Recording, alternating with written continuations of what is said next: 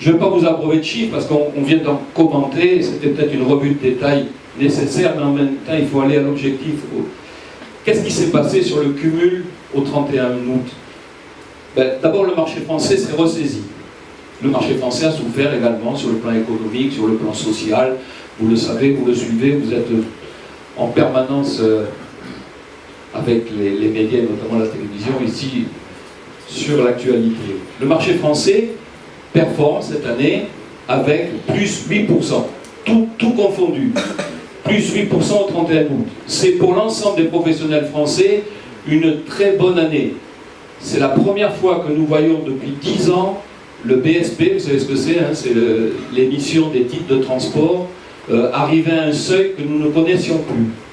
Donc tous les indicateurs de la SNCF sont en France très positifs. Donc on repart.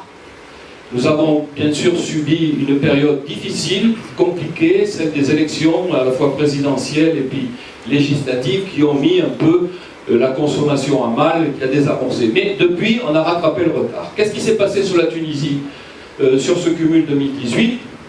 Comme le signalait Waïda il y a un instant, la Tunisie est revenue de la 7 ou 8e place sur un top 10 à la 4e place. Et là, je parle en volumétrie. Et quand je parle en volumétrie, ce n'est pas du satisfecit, c'est du concret, c'est des chiffres. La première étant tenue par l'Espagne, la seconde étant tenue par la Grèce, la troisième étant tenue par l'Italie. Quand on dit l'Italie, c'est surtout les îles, la Sicile, ainsi de suite, et la Sardaigne.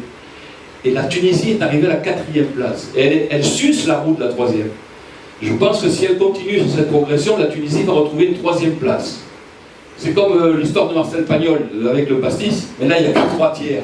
Il y a un tiers de gens qui achètent en dernière minute parce que ce sont encore les renards qui attendent que le marché s'effondre et avoir des prix. Il y a un tiers qui achète comme avant, normalement, dans une période entre 1 mois et 2 mois, avant le départ, ce qui est assez performant et peut-être nous surprend. Mais il y a aussi un tiers qui achète plus de 3 mois avant.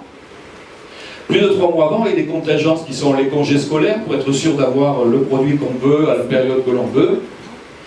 Et si je prends dans cette perspective-là le mois d'août, je peux déjà affirmer, je le dis à Waïda, qui n'avait peut-être pas ces éléments, que oui, l'arrière-saison, l'automne, est bien engagée et que nous voyons déjà, sur cette anticipation, que les vacances de Toussaint ont été prises en compte par nos concitoyens et que déjà il y a un phénomène qui va se confirmer. Donc, tout est au vert à ce niveau-là.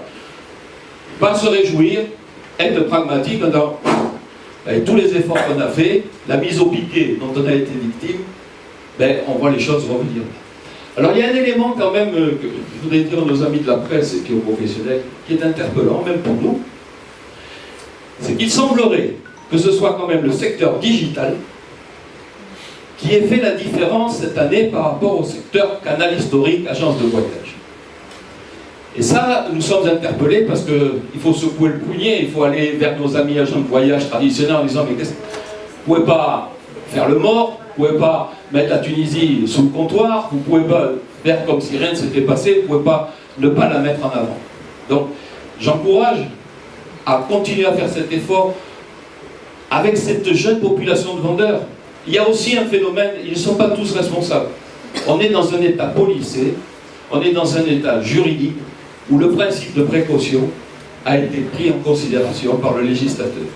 À savoir que si on arrive à démontrer qu'il y avait un danger potentiel quelque part et que malgré tout on se soit ingénié à pousser le consommateur vers cette solution, on peut être jugé responsable. Or, au niveau peut-être des responsables des agences ou des têtes de réseau, il y a une certaine frilosité, mais il faut savoir, à mon avis, passer ce cap, comme on l'a vu tout à l'heure pour le MAE avec la carte.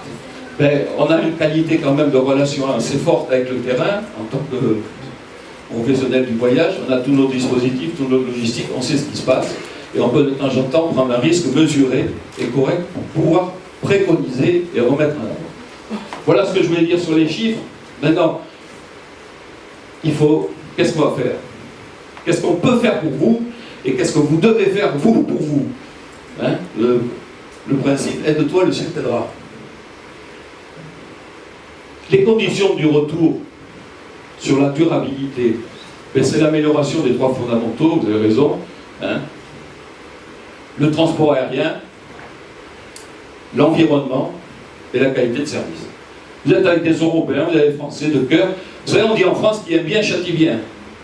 Si vous sentez que les Français, moi je dis soit parti là, monsieur Fac, si les Français vous tournent le dos, c'est qu'il y a quelque part une petite déception. C'est qu'il y a aussi un énorme complexe de psychologie postcoloniale, arabisant, attentat, société française et tout ça, ça fait un gros doubi-bouilla et il faut s'en démerder. C'est pas facile de revenir se rejeter dans les bras de gens qu'on aime.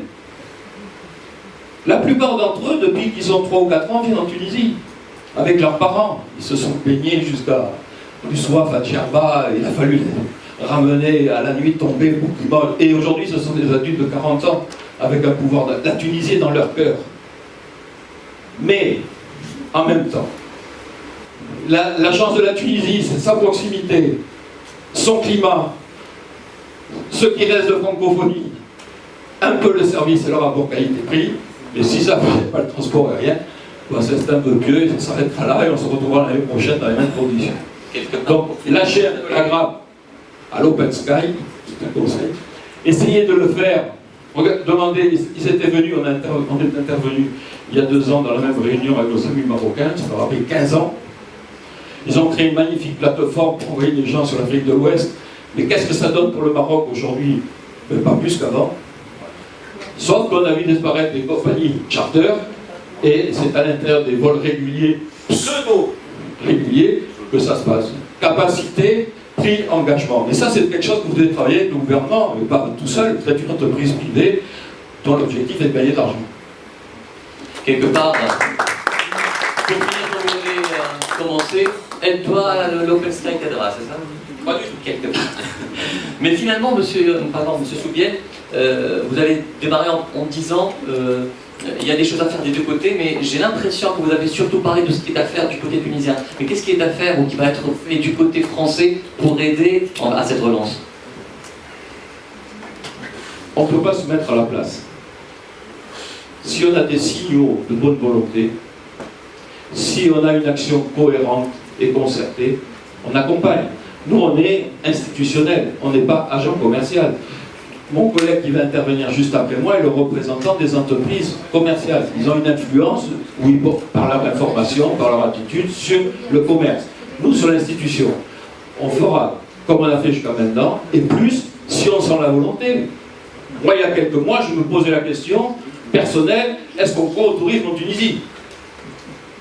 Est-ce qu'on croit au tourisme en Tunisie? À part quelques personnes que je connais, dont c'est le pain quotidien et d'autres qui sont dedans depuis des années, est-ce que globalement le peuple tunisien, le gouvernement tunisien, les instances pensent que le tourisme est vraiment une activité salutaire pour le pays? Culturelle, économique et d'avenir. Le jour où on répond à ça et que tout le monde se met en phase, ça va. Le jour où on dit on fait quelque chose et que 6 mois après ça n'a pas bougé, 1 an après on repose les mêmes questions, 3 ans après on se réunit pour dire on est lassé. Vous perdrez les meilleurs amis du monde par l'attente. Ce qu'on veut, c'est de l'action. Et quand on est dans l'action, vous créez une synergie. Et quand on crée une synergie, notre rôle à nous, c'est d'accompagner.